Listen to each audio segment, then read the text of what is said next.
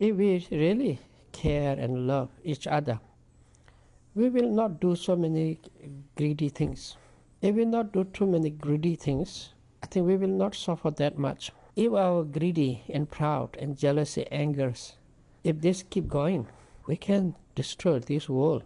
We know what happened past. And past is gone long time ago. But at that time, if that much damage, now what kind of damage we will face?